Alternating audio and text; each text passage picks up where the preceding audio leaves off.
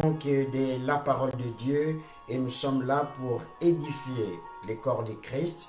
Nous sommes là surtout pour la jeunesse, afin que la jeunesse soit affermie, afin que la jeunesse se prépare pour le retour de notre Seigneur Jésus-Christ. Alors si vous êtes là, comme d'habitude, il suffit juste d'aimer la vidéo en bas, à votre gauche, et de la partager à votre droite sur Facebook, afin que cette bonne parole ne soit pas restée captive, mais cette bonne parole soit répandue par le nom puissant de Jésus-Christ. Alors rendez-vous rapidement sur notre page Célébration Jésus-Christ sur YouTube. Suivez les enseignements, il y en a tellement beaucoup là-bas, afin d'être édifié, afin de comprendre aussi la volonté de Dieu. Et n'oubliez surtout pas de s'abonner et de partager des vidéos, afin que le peuple de Dieu, ou soit vos amis, vos collègues, soient bénis aussi par cette vidéo. Amen. Donc je suis sur WhatsApp, nous sommes sur Instagram, TikTok, le long de la semaine, avec des vidéos qui ne dépassent pas 3 minutes. Alors si vous êtes là, avant que je puisse commencer cette exhortation, ou encore, je ne dirais pas aujourd'hui enseignement, mais cette exhortation, j'aimerais d'abord laisser ces temps-ci par la main du Seigneur, afin que toute parole qui va sortir dans cette émission soit dirigée que par le Seigneur Jésus-Christ qui revient bientôt. Je peux prier. Père, je bénis ton Saint-Nom, je rends ton Saint-Nom gloire et grâce. Merci pour tes bienfaits. Je laisse toute participante et tout participant entre ta sainte main. Laisse que tu puisses éclairer nos cœurs. Laisse que tu puisses éclairer nos connaissances et nos révélations. Laisse que tu puisses nous montrer ta voie, que ta volonté, Père éternel, puisse nous conduire dans le nom puissant de Jésus-Christ. Et nous renversons toute pensée qui n'est pas à la hauteur de toi, Christ. Nous les ramenons captifs dans le nom puissant de Jésus-Christ qui revient bientôt. Laisse que ta gloire puisse inonder nos cœurs dans le nom puissant de Jésus-Christ. Amen. Amen, amen. Que Dieu nous bénisse. Donc si vous êtes là, il suffit juste d'aimer la vidéo et de la partager, afin aussi que cette bonne parole ou belle parole soit répandue dans le nom puissant de Jésus-Christ. Alors, aujourd'hui, j'aimerais nous parler sur Corneille. Nous connaissons tous l'histoire de Corneille. Et alors, je n'aimerais pas aussi dire comme thème les chrétiens Corneille, mais j'aimerais plus donner un autre sens à ce thème. Donc, aujourd'hui, j'aimerais parler plus des chrétiens ignorants. Donc, des gens qui se disent chrétiens, mais en réalité, ils ne sont pas vraiment des chrétiens. En réalité, ils ne savent même pas en réalité s'ils sont des chrétiens ou pas. Alors, souvenons-nous, une fois, j'avais dit dans l'un de mes enseignements, j'avais dit que dans Jean 1, 12, 13, Dieu n'a pas dit, j'ai bien dit, Dieu n'a pas dit que à tous qui l'ont reçu, à tous qui croient à son nom, il leur a donné le pouvoir de devenir chrétiens. Non, Dieu n'a pas dit ça. Dieu a dit à tous qui l'ont reçu, à tous qui croient à son nom, la parole leur a donné le pouvoir de devenir enfants de Dieu. C'est en devenant enfant de Dieu, c'est là où tu t'identifies à Christ. Et lorsque tu t'identifies à Christ, c'est ainsi on peut t'appeler chrétien. Donc, c'est quelqu'un qui suit Christ. C'est quelqu'un qui est comme Christ. C'est ainsi on peut t'appeler chrétien. Donc, nous comprenons aujourd'hui, lorsque je parle des chrétiens ignorants, ce sont des gens aussi qui partent dans nos assemblées, dans des églises, mais en réalité, eux-mêmes ne savent pas s'ils adorent quel type de Dieu. Amen. Vous savez, dans toute la quantité de gens qui partent dans nos assemblées, si on doit voir des chrétiens qui sont nés, je pense même pas que c'est 20%. Les 80%, ce sont des chrétiens ignorants. Ils doivent être enseignés, ils doivent être grandir. C'est ainsi aujourd'hui, vous avez des choses aberrantes, comme vous verrez quelqu'un qui s'est converti. Il est encore bébé spirituel, on lui montre déjà d'aller dans un combat spirituel. Or, la nature ne nous enseigne-t-elle pas? Déjà, à ton bébé qui a 2 ans ou à ton bébé qui a que 2 mois, tu ne vas pas lui donner la nourriture solide. Tu ne vas pas lui donner un couteau. pour s'en servir. Tu ne peux même pas lui donner un stylo ou un cahier. Qu'est-ce qu'il va faire avec? Un bébé. Un bébé, on lui donne de lait spirituel. C'est ainsi, lorsque nous aussi, nous nous convertissons, nous sommes en esprit de bébé spirituel. Il faut que nous grandissions, mais pour grandir, il faut du lait. Or, du lait qui est tout justement du lait spirituel, qui est la parole de Dieu. Et aujourd'hui, c'est... Vu, il y a beaucoup de confusion. Vous verrez des gens comme ça qui partent dans des combats spirituels. Vous allez remarquer une église entière remplie de gens qui sont en réalité que des bébés spirituels qui partent dans un combat spirituel. Ce sont des choses comme ça, c'est lorsque tu n'as pas encore grandi, c'est lorsque tu n'as pas encore eu la conscience spirituelle, ce sont des choses comme ça qui arrivent. Ce sont des faux enseignements. Aucun apôtre a fait cela. Aucun apôtre où vous allez voir un chrétien qui est en train de prier avec une machette. Tout geste compte. Quel type d'aberration? Ce sont des choses qui n'existent pas. Et c'est lorsque vous n'êtes pas affermi, ce sont des choses qui arrivent. Vous savez, être un chrétien ignorant, c'est aussi ça. Être un chrétien ignorant, c'est aussi un chrétien qui vient de se convertir. Aussitôt, on lui dit, tu vois, tu dois aller dans un combat spirituel. Mon frère, ma soeur, tu vas aller dans un combat spirituel pour faire quoi? Dans un combat spirituel, on ne boit pas du lait spirituel.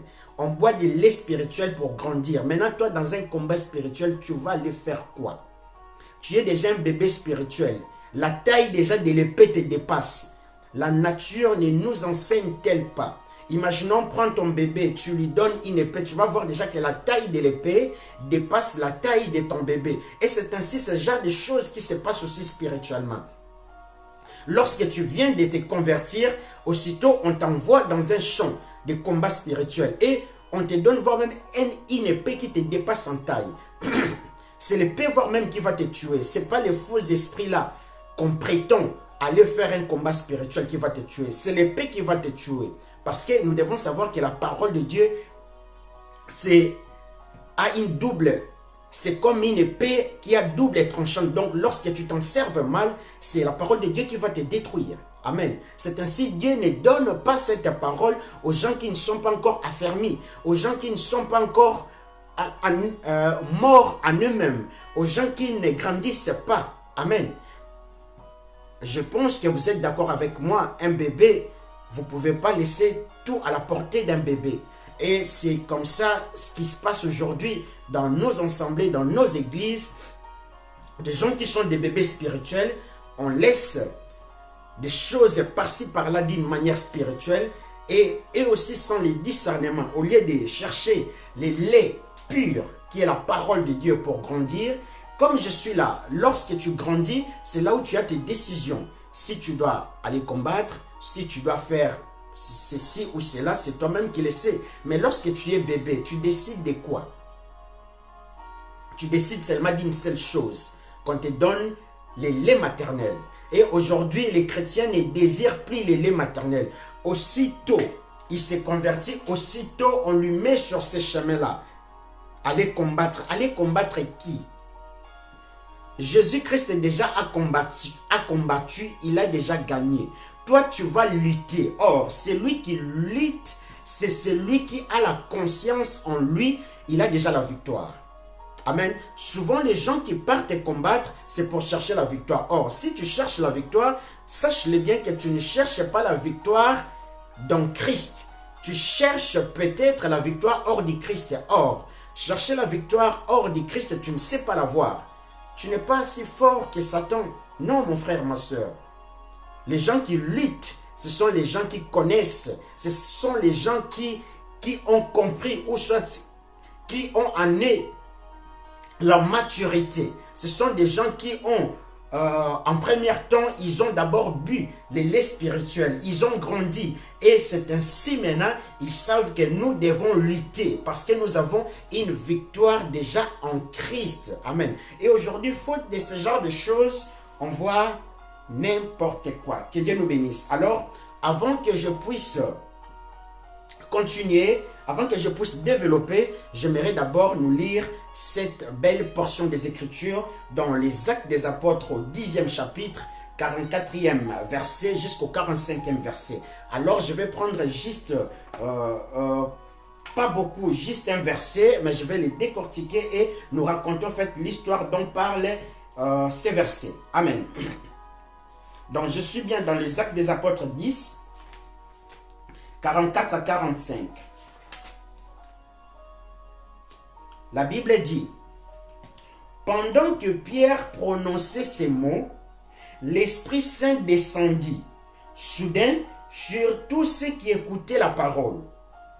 Les croyants issus du judaïsme, qui étaient venus avec Pierre, furent très étonnés de voir que l'Esprit Saint était aussi donné aux non-juifs et répandu sur eux-mêmes, sur eux. Ici, nous connaissons tous cette histoire qui commence dans les Actes des Apôtres, 10e chapitre, au 1er verset. On nous parle de l'histoire de Corneille. Corneille, c'est quelqu'un dont, lorsqu'on est en train de lire, la Bible rend témoignage de Corneille. Ou soit, allais-je dire, encore le docteur Luc, lui qui nous a écrit les Actes des Apôtres, rend les témoignages de cet homme. Il dit que cet homme craignait Dieu. Cet homme servait Dieu. Amen. Cet homme, j'ai bien dit, il craignait Dieu. Il servait Dieu. Cet homme remplissait beaucoup de choses. Il aidait aussi, voire même, les gens. Il donnait des offrandes. Mais il y a une chose qui me, pas perturbe, mais il y a une chose qui me frappe dans son histoire et que, même si Corneille, on rend un bon témoignage dans la vie de Corneille, mais il y a une chose qui me fait quand même du mal. Parce que nous devons savoir que lorsque Luc est en train de rendre témoignage de Corneille, nous devons savoir que Luc, ou soit entre l'an 30 et l'an 33 et demi, on voit le ministère de Jésus-Christ. Lorsque Jésus-Christ meurt, il ressuscite après 3 jours, il monte dans les airs, il va au ciel, il nous envoie le Saint-Esprit. Donc cela veut dire, à partir de l'an 34, le Saint-Esprit est déjà déployé sur la terre. Dans l'Acte des Apôtres 2, ou soit l'an 33 et demi, quelque chose comme ça, le Saint-Esprit est descendu déjà. Nos corps deviennent les temples du Saint-Esprit. Donc Dieu s'est manifesté en Christ, mais ce Dieu-là, vu qu'il est monté, il est descendu maintenant sous forme de l'Esprit, afin d'habiter dans l'homme. Et aujourd'hui, je suis en train de voir quelqu'un qui sert Dieu, quelqu'un qui a l'estime des choses de Dieu, mais il n'a pas la révélation de ce Dieu-là. Nous devons savoir que Christ était déjà venu. Il est mort, il est ressuscité, il monte, le Saint-Esprit descend, je pense, après 10 ans. C'est là où on tombe dans l'histoire de Corneille. C'est dans l'histoire de Corneille où on est en train de voir que Christ était déjà venu, le Saint-Esprit s'est déjà répandu sur la terre, mais quelqu'un qui est en train de servir toujours Dieu dans l'ancienne alliance. Je ne dirais pas dans l'ancienne alliance, mais quelqu'un qui est toujours en train de servir Dieu, c'est comme s'il était dans l'Ancien Testament. C'est aberrant. Au moment que Christ, Dieu s'est manifesté en Christ, mais lui n'a pas encore la révélation de ce Dieu-là qui s'est manifesté en Christ. Lui honore ou il glorifie toujours Dieu, mais sans pour autant voir la révélation de ce Dieu-là. Et aujourd'hui, il y a beaucoup de chrétiens comme ça. Ce sont des chrétiens qui sont dans la religion. Des chrétiens ignorants. Notre thème d'aujourd'hui, des chrétiens ignorants. Nous devons savoir que Dieu n'est pas dans la religion. Nous devons aussi savoir que Dieu n'est pas dans le christianisme. Détrompons-nous nos frères. Donc si tu es en train de penser que tu es dans le christianisme, c'est ainsi Dieu est dans le christianisme, moi je te garantis aujourd'hui, Dieu n'est pas dans le christianisme. Dieu est dans son Fils, Jean 1, 12, 13, à tous qui l'ont reçu. Donc si aujourd'hui, un bouddhiste se répand, croit en Jésus-Christ et quitte le bouddhisme, il croit d'abord pas au christianisme, mais il croit en Jésus-Christ. On ne croit pas au christianisme. Dieu n'est pas dans le christianisme et Dieu n'est pas chrétien. Amen. Aujourd'hui, vous allez voir que tout ce genre de choses, ça devient comme des rituels. Amen. Dieu n'est pas dans des rituels. C'est ainsi voire même les apôtres ont mal compris ce genre de choses. C'est ainsi l'apôtre Paul, par la grâce de Dieu, a eu cette révélation afin de commencer à voir même expliquer aux apôtres que toutes ces choses dont parle l'Ancien Testament, ce n'est que l'ombre des choses qui s'est accomplie en Christ. Donc la réalité, les tabernacles de Moïse, les lieux saints, les lieux très saints, les parvis, tout cela représentait que le Fils de l'homme Christ. Les habits sacerdotaux représentaient que Christ. L'huile parlait que de lui. Sacrifice parlait que de lui. L'autel parlait que de lui. Amen. L'alliance, c'est la meilleure alliance que nous avons en Christ. Amen. Et aujourd'hui, on a beaucoup de chrétiens ignorants comme ça. Les gens qui donnent, ils donnent des offrandes, ils font bien. Mais ils n'ont pas la révélation de leur Dieu. Or, tu ne peux pas avoir la révélation de Dieu sans le Saint-Esprit. Et c'est là maintenant les problèmes. Les problèmes s'opposent là. Parce qu'il y a beaucoup de gens qui viennent dans nos églises. En réalité, ils ne sont pas des églises.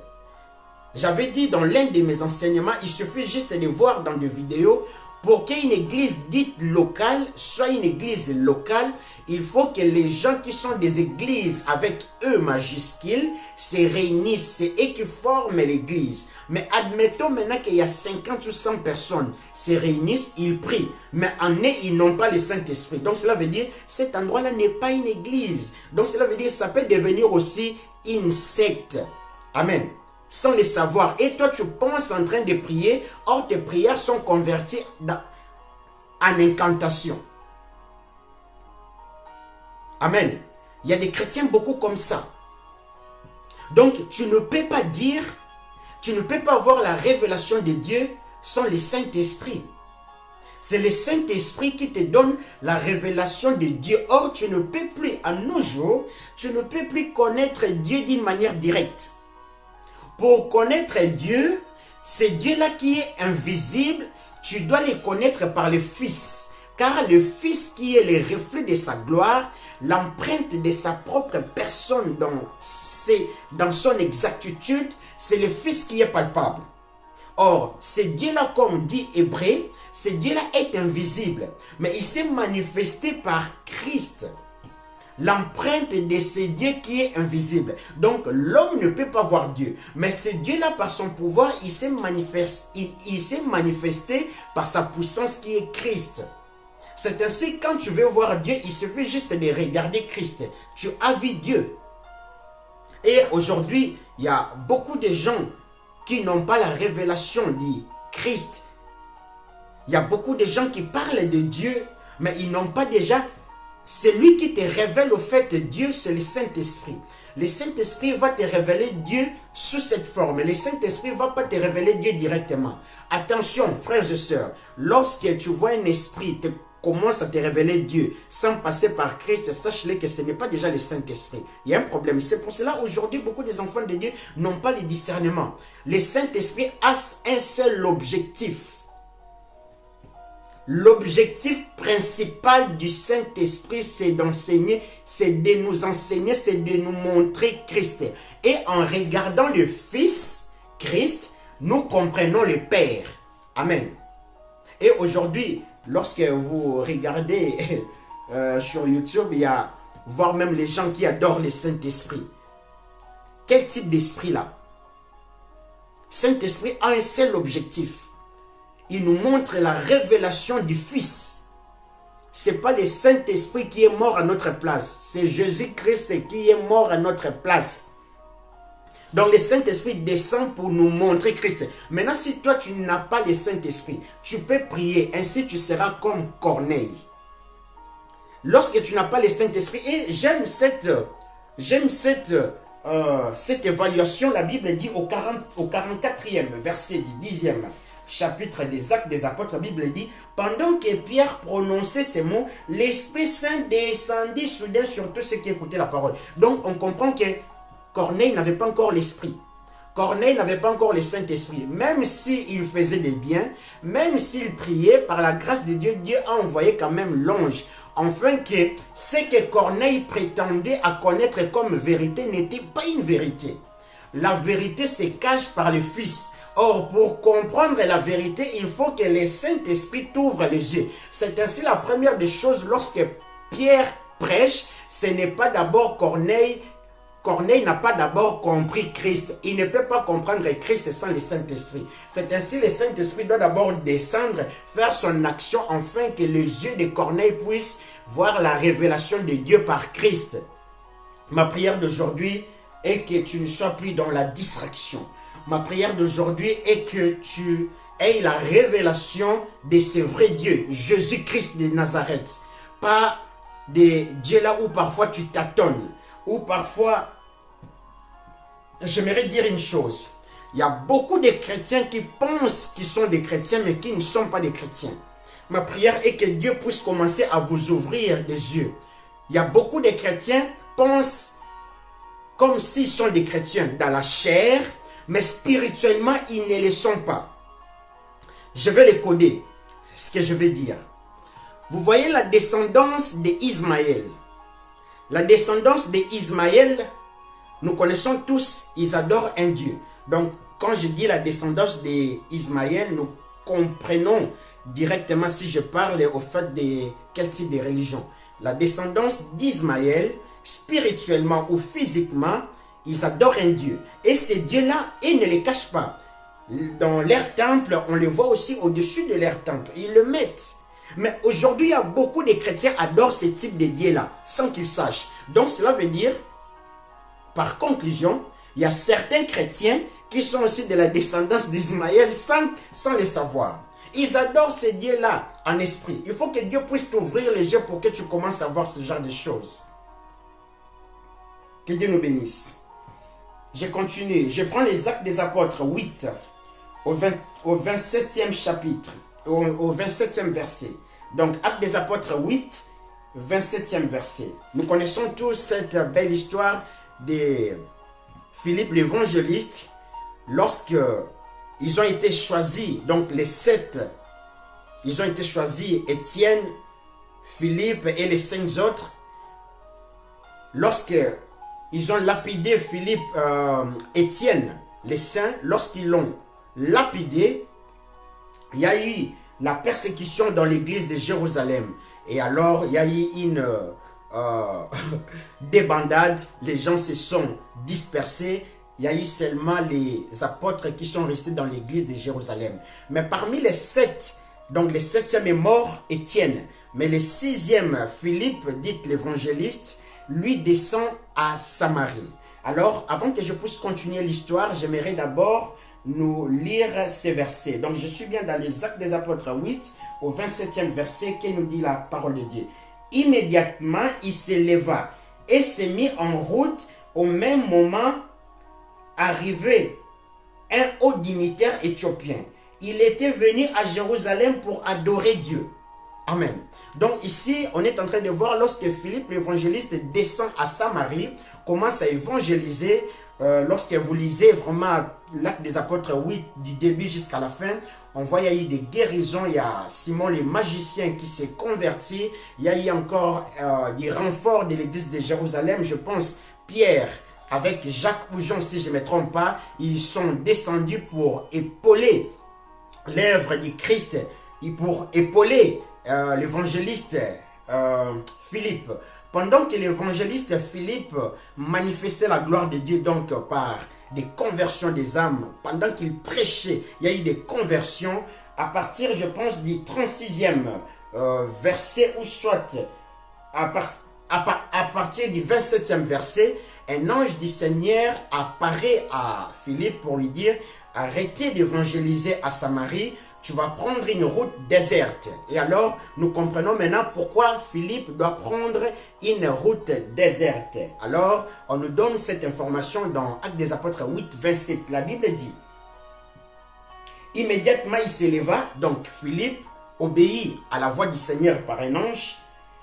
Il s'éleva et s'est mis en route. Au même moment, arrivé un haut dignitaire éthiopien.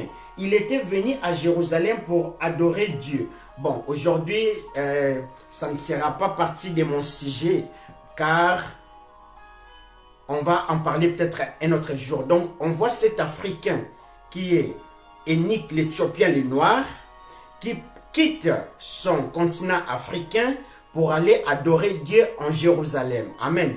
Nous devons comprendre que lorsque cette action est en train de s'opérer, il y a peut-être 5 ans ou 10 ans que Jésus-Christ est déjà venu, il y a le Saint-Esprit qui s'est déjà répandu. Donc cela veut dire, pour voir Dieu, on n'a plus besoin d'aller peut-être par Moïse pour écouter la voix par Moïse, par la loi, mais ce Dieu-là s'est manifesté en Christ. Mais ici, nous voyons quelqu'un qui est ignorant. Quelqu'un qui est ignorant des choses qui se passent. Il vient voir même d'adorer ce Dieu-là en Jérusalem. Or, ce Dieu-là s'est déjà révélé. Ce Dieu-là n'habite plus dans des temples. C'est ça. Donc, ici, nous comprenons que cet homme, l'unique éthiopien, vu qu'il n'avait pas encore le Saint-Esprit, pour lui, Dieu habitait à Jérusalem. Il fallait qu'il quitte son continent pour aller dans un autre continent pour aller adorer Dieu. Qui est tout à fait logique, normal. Parce que tout à fait, il n'avait pas le Saint-Esprit en lui. Et par la grâce de Dieu, je ne sais pas comment, c'est par sa gloire, c'est par sa grâce. On le voit dans les 36e versets, toujours des mêmes chapitres, donc du 8e chapitre. La Bible dit, en continuant leur route, ils passèrent près d'un point d'eau. Les ministres s'écria, voici l'eau, voici de l'eau. Qu'est-ce qui m'empêche d'être baptisé? Si tu crois de ton cœur, tu peux l'être, lui répondit Philippe. Oui, déclara le ministre, je crois que Jésus est le Fils de Dieu. Ah, et là maintenant on a compris. Souvenons-nous, lorsque Philippe l'évangéliste a pris ce chemin désert, on le voit toujours dans l'histoire lorsque vous le lisez, lorsqu'il s'approche, il voit un monsieur sur son char en train de lire l'histoire sur Isaïe. Déjà, il est en train de lire des choses qu'il n'a pas la capacité de comprendre. Donc lui-même pose déjà la question, est-ce qu'ici le prophète parle de lui-même ou soit le prophète parle de quelqu'un d'autre? Donc il n'a même pas la maîtrise des choses qu'il est en train de lire. Donc tout cela était flou dans son esprit parce qu'il n'avait pas encore le temple de Dieu en lui. Mais sauf que Dieu lui a fait grâce. Lorsque Philippe, l'évangéliste, s'approche, et c'est là où Philippe commence par l'histoire d'Ésaïe. Or, l'Ésaïe rendait que témoignage du Christ. Lorsqu'il a prêché maintenant l'unique éthiopien, arrivé à un moment où ils ont vu de l'eau, c'est ainsi maintenant lui-même, l'unique éthiopien, l'Africain, demande à Philippe l'évangéliste d'être baptisé. Amen. Il demande d'être baptisé. Et la Bible dit, aussitôt il donna l'ordre d'arrêter les chars. Oui, déclara le ministre, je crois que Jésus est le Fils de Dieu. Aussitôt il donna l'ordre d'arrêter les chars. Philippe et le ministre descendirent tous deux dans l'eau. Et Philippe les baptisant, quand ils montèrent de l'eau, l'Esprit du Seigneur enleva Philippe. Donc ici nous comprenons que Philippe était ignorant. Philippe, c'est tout à fait normal que Philippe puisse quitter là où il habitait pour aller adorer Dieu à Jérusalem. Parce qu'il n'avait pas encore le temple de Dieu en lui. Car le temple de Dieu était déjà descendu sur la terre. Dieu a voulu descendre sur la terre et habiter chez les hommes. Amen. Nous comprenons ça. Donc aujourd'hui, il y a beaucoup de chrétiens comme ça qui sont encore dans la religion. Dieu n'est pas dans la religion. Dieu n'est pas dans le christianisme. Dieu n'est pas chrétien. Non. Détrompons-nous, mon frère, ma soeur. Dieu n'est pas chrétien. Dieu est dans son Fils. Et le Fils est en nous. Amen. Donc, si tu n'as pas le temple du Saint-Esprit, il se peut que tu es ignorant, mon frère, ma soeur. Si tu n'as pas le temple, c'est l'une des choses. Aujourd'hui, je viens de nous dire que si tu n'as pas le temple du Saint-Esprit, sache-le que tu es comme l'unique éthiopien. Laisse-moi te dire, tu es comme Corneille. Tu es quelqu'un qui est là dans l'église, qui sert Dieu, qui prie, mais qui est dans la religion. Or, Dieu ne viendra pas prendre des gens qui sont dans la religion. Dieu viendra prendre des gens qui ont l'intimité par son Fils en lui. Jésus-Christ ne viendra pas prendre des gens qui sont dans la religion. Parce que lui-même n'est pas une religion. C'est les hommes qui ont voulu faire une religion. La nature de l'homme, l'homme veut toujours piétiner l'autre. L'homme veut toujours être au-dessus des humains. L'homme veut toujours dominer l'homme. C'est ainsi l'homme pour s'approprier de certaines choses. C'est ainsi là où l'homme crée le christianisme. Mais Dieu n'est pas dans le christianisme. Dieu n'est pas, voire même chrétien. C'est nous, chrétiens, c'est comme Christ. Donc, si aujourd'hui tu n'es pas Christ, ne prétends même pas que tu es chrétien. Or, on a compris que pour avoir Christ, c'est comme en boucle. On a compris pour avoir Christ, tu ne peux pas comprendre Christ si tu n'as pas le Saint-Esprit. C'est le Saint-Esprit qui te fait comprendre Christ. Donc, si tu n'as pas déjà le Saint-Esprit, tu es vide, mon frère, ma soeur. Et aujourd'hui, il y a combien de gens comme ça? Il suffit juste de taper sur YouTube, de voir des scandales, des choses qui se passent. C'est là où vous comprenez qu'il y a beaucoup de chrétiens qui sont des ignorants. Il y a beaucoup de gens qui sont dans l'ignorance. Il y a beaucoup de soi-disant chrétiens qui n'ont pas le temple du Saint-Esprit en eux. Et alors, tu ne peux pas prétendre que tu es chrétien lorsque tu n'as pas déjà le temple du Saint-Esprit en toi. Tu es quel type de chrétien? Tu n'es pas chrétien. Or, si tu as le temple du Saint-Esprit en toi, c'est là où le Fils vient habiter. Lorsque le Fils habite en toi, c'est là où on dit comme Christ, comme le Fils. C'est ainsi on t'appelle chrétien. Mais aujourd'hui, il y a les chrétiens au niveau de la bouche. Aujourd'hui, on a des chrétiens au niveau de la bouche et de la langue. On n'a pas de chrétiens de l'intérieur. On a toujours des chrétiens externes. Des chrétiens qui quittent un point A pour aller satisfaire sa chair au point B. Des chrétiens qui convertissent leurs pieds, leurs jambes, au lieu de convertir le cœur. Les chrétiens qui sont toujours dans la circoncision du parti intime, au moment que tout ce genre de choses voulaient tout simplement dire la circoncision du cœur. On a aujourd'hui les chrétiens qui sont dans la chair, au lieu d'être dans la spiritualité. Amen. Que Dieu nous bénisse. C'était votre humble frère Shirley pour cette exhortation chrétien ignorant. Si vous êtes là, il suffit juste d'aimer en bas et n'oubliez surtout pas de partager nos vidéos. Nous sommes sur YouTube, page Célébration Jésus-Christ. Il suffit juste de se rendre, d'aimer la vidéo, de s'abonner et de la répandre aussi comme il faut, afin que cette bonne parole soit répandue dans le nom puissant de Jésus-Christ. N'oubliez pas, nous sommes sur TikTok, nous sommes sur Instagram, nous sommes sur WhatsApp avec des vidéos qui ne dépassent pas 3 minutes max le long de la semaine. Que Dieu vous bénisse. Laissez-moi clôturer cette séance par cette prière bénissante. Que Dieu nous bénisse. Père, je bénis ton Saint-Nom. Laisse que la liberté qui a franchi, qui vient que de toi, Christ, puisse nous libérer. Ta parole nous dit, lorsque toi, Christ, tu nous as franchis, pas nous sommes libres, mais nous sommes réellement libres. Dans le nom puissant de Jésus-Christ. Parle à nos cœurs, cher Saint-Esprit. Crée en nous des églises, qu'on soit des églises avant qu'on parte dans nos églises. Laisse que toute personne qui va partir dans une église quelconque, qu'il soit d'abord une église elle-même, lorsqu'ils vont se réunir, Père éternel, entre eux des églises, c'est là où ils créent les réveils, dans les noms puissants de Jésus-Christ. Donne-nous toujours la force, l'assurance de faire ton travail, dans les noms puissants de Jésus-Christ qui revient bientôt, car c'est à toi qu'appartiennent les règnes, la puissance et la gloire, pour les siècles des siècles. Et toute personne qui était malade, Père, dans les noms puissants de Jésus-Christ, qu'il puisse recevoir sa guérison, miracle, dans les noms puissants de Jésus-Christ. Amen. Amen, amen. Que Dieu nous bénisse. C'était votre humble frère, Shirley Lutete de Souza. Si Jésus-Christ ne revient pas, on se voit.